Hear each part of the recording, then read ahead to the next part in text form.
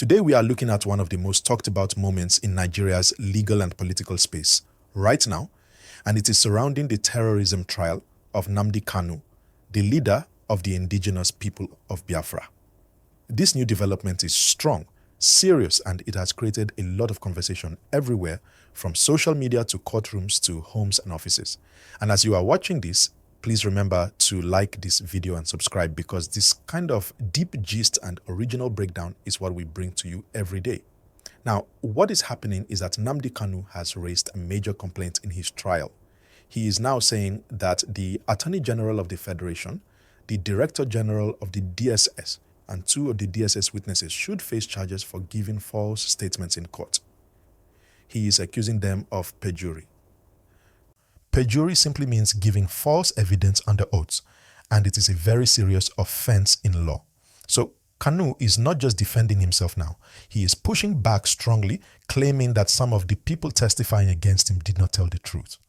This happened at a very sensitive time because the judgment in his terrorism case is very close. And because the judgment is close, this new step has created even more attention. People are asking questions like, why now?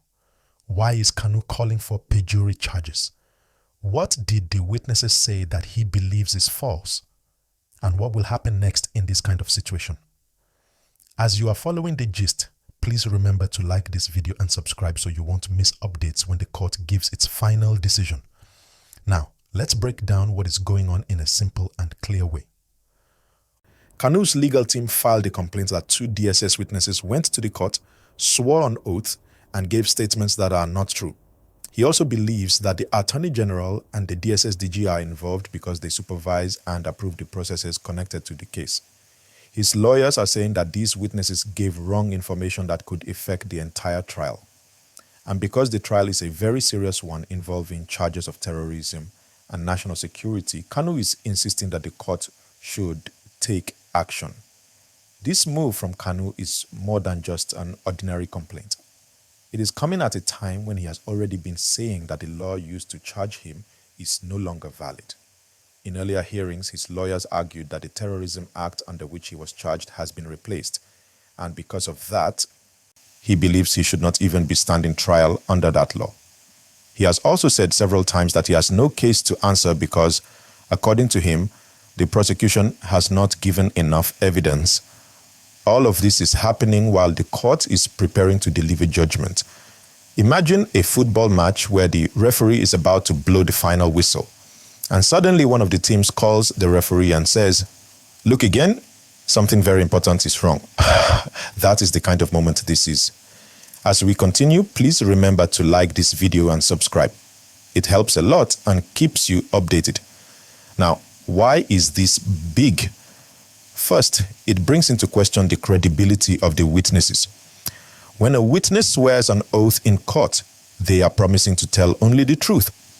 If a witness gives false evidence, the entire case can be affected. The defense can challenge the testimony. The court can dismiss parts of the evidence. And in some cases, the witness can face criminal charges. Second, this has a political angle. This is not just any case. It is a case involving security, agitation, and national unity. So when the leader of IPOB says people at very high levels of government should be charged for perjury, it becomes more than a courtroom story. It becomes a national conversation. A lot of people following the case believe that Kanu is trying to show that the process against him is not fair. Others feel he is using legal strategy to delay or weaken the case because the judgment date is near. But whichever side you are on, the truth is that this new complaint has changed the tempo of the trial. Now, let's talk about the witnesses themselves. Some of the DSS witnesses have previously testified behind camera or behind a protective screen for security reasons. These are sensitive witnesses. They do not appear in open court. When witnesses like that are accused of giving false testimony, it becomes even more complicated because the public cannot easily check what they said. So for Kanu to go this far means he strongly believes that something is wrong with their statements.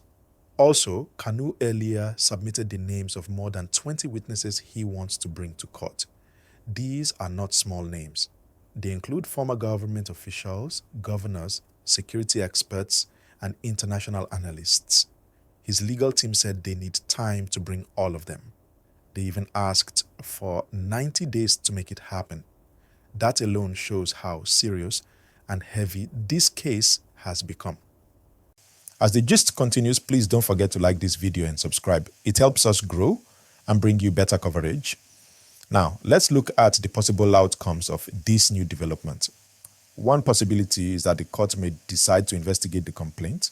If the court opens an investigation, it could delay the case or affect how the final judgment is delivered. Another possibility is that the court may dismiss the complaint and proceed with the judgment as planned. If the court feels the complaint is only a delay tactic or does not have enough evidence, they may not act on it. Another scenario is that the court may take part of the complaint seriously and question the statements of only the witnesses, but not the senior government officials. That kind of decision can create mixed reactions. Some will see it as fair, others will see it differently. This is a moment that is testing the justice system. If the court decides to check the complaint, it sends a message that no witness or official is above the law. If the court refuses, people will debate the reason behind it. Either way, the public is watching closely. This case has also raised bigger discussions about the rule of law in Nigeria. People are asking, can witnesses be held accountable in such a high-profile case? Can a defendant challenge top officials? Will the system be neutral or will it lean towards the side of government institutions? These are important questions, and they will shape how people see justice in Nigeria for a long time. As we continue the flow, please hit the like button and subscribe if you haven't yet. It really supports this channel. Now, let's talk about Nnamdi Kanu himself. Over the years, his case has drawn massive attention. There is the side that sees him as a champion of self-determination. There is another side that sees him as someone challenging the unity of the country. Because of that, every move he makes in court sends signals across the country. And this new move, asking for perjury charges, shows that he is not giving up or relaxing. He is pushing the fight to the highest possible level. And for his supporters, this move will energize them even more. Many of his supporters already believe that he is being treated unfairly. This new complaint will strengthen their belief that the trial should be questioned. On the other hand, some people will argue that the timing of this complaint is too close to judgment and looks like a strategy. Whichever way, this is a moment full of tension. This is the kind of case that can change legal discussions, political conversations, and public debate all at once. As I'm giving you this gist, please like this video and subscribe because you don't want to miss what happens next, especially when the court finally delivers its decision. Now, let me talk briefly about what this means for the government side. For the prosecution, they will try to defend their witnesses and show that the evidence is solid and reliable. They will argue that the trial has followed due process and that the complaint does not affect the main case. The government will want to keep the case on track and avoid anything that can slow it down. For the DSS, being accused of having witnesses who gave false statements is a very sensitive issue. The DSS always protects its image, so they will surely provide a strong response. They will either deny the accusations or show reasons why the witnesses should be trusted. For the Attorney General's office, being mentioned in this kind of complaint is also serious.